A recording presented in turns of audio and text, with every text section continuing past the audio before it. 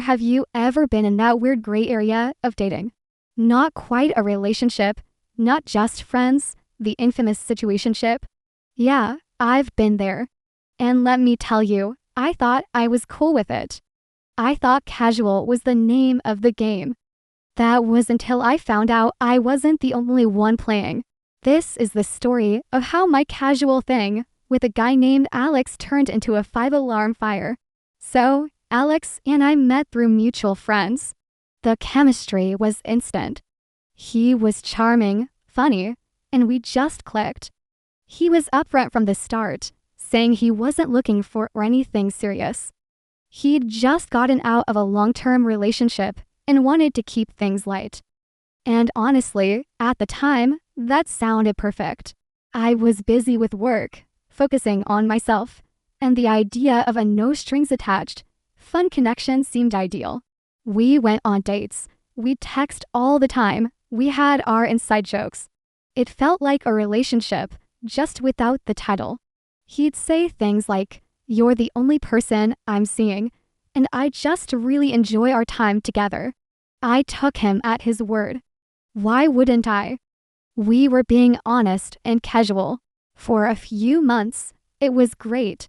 I had all the fun parts of being with someone without the pressure of commitment.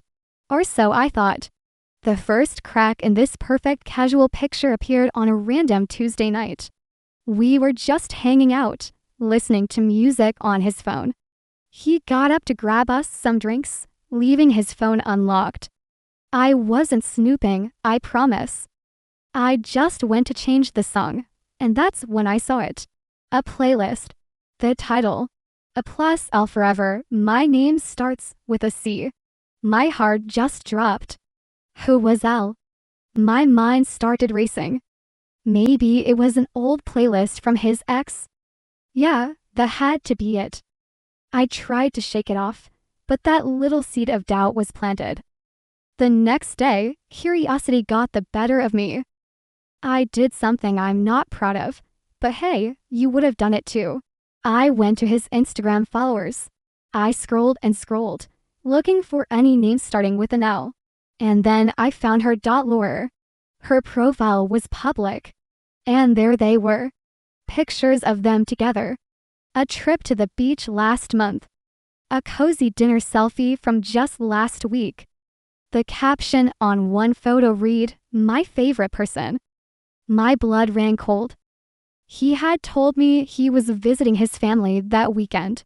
I felt like such a fool. We were casual didn't mean I am dating two people at once and lying to both of them. All those sweet texts, all those moments I thought were just for us, they were happening with someone else too. I was hurt, but more than that, I was angry. He had played me. He had used the casual label as a shield to be deceitful. And I realized Laura probably had no idea about me either. She likely thought she was in a real, exclusive relationship. That's when the anger turned into a plan. A petty plan, maybe. A necessary plan, absolutely. I couldn't just confront him alone. He would just spin some lie and talk his way out of it. No. The truth needed a bigger audience. It needed to be undeniable. So I sent him a text. "Hey, I'm having a little casual date night at my place on Friday. Just some wine and a movie. You should come." He replied almost instantly, "Sounds perfect. Can't wait." Then I took a deep breath and did the scariest part. I found Laura on social media and sent her a message. I kept it simple. "Hey Laura, you don't know me, but I think we have someone in common. I know this is incredibly weird, but I have a strong feeling you're being lied to, and I think you deserve to know the truth. I'm having a get-together at my place on Friday night. I think you should be there." I sent her my address and held my breath. For a full day, there was no reply. I started to think maybe she thought I was crazy and blocked me. But then, on Friday morning, I got a one-word response, okay? Friday night arrived. I set the scene. 2 glasses of wine on the coffee table, a cheesy romantic comedy queued up. I was a nervous wreck. Alex showed up right on time, flowers in hand, charming as ever. "Hey you," he said, leaning in for a kiss, which I dodged. "Whoa, are playing hard to get tonight?" He laughed. "Something like that," I said, my heart pounding. We sat down, and for about 10 excruciating minutes, we made small talk. He had no idea what was coming. Then, the doorbell rang. Alex looked confused. "Are you expecting someone?" "You could say that," I replied, walking to the door. I opened it, and there was Laura. She looked just as nervous as I felt. I gave her a small, reassuring nod and led her into the living room. The look on Alex's face when he saw her, it was a masterpiece. It was a cocktail of pure shock, terror, and finally, dawning realization. He went completely pale. He just stared, mouth open, switching his gaze between me and Laura. The silence was deafening. Laura was the first to speak. Her voice was quiet, but shaking with anger. "Alex, what is this? Who is she?" he stammered, trying to form words. "Laura, this isn't, I can explain." I just stood there with my arms crossed. "Oh, please do, Alex," I said. "Explain it to both of us. Explain the Plus L Forever playlist. Explain how you were with me on the nights you told her you were working late.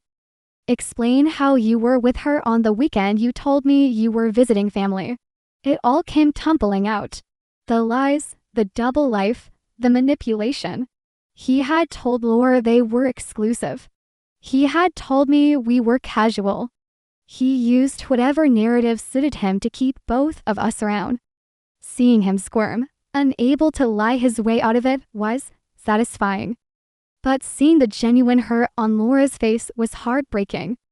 She deserved better. I deserved better. In the end, Laura and I both walked away from him that night. The situationship blew up in the most spectacular way possible. And you know what the biggest lesson was? Trust your gut. And more importantly, know your worth.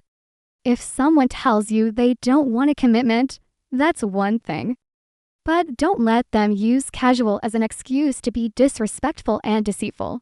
If they can't commit to being honest, karma has a funny way of exposing their double life. So yeah, that's my story. It was a mess, but I learned a lot. Thanks for letting me share my story. Please like and subscribe and be on the lookout for my next one.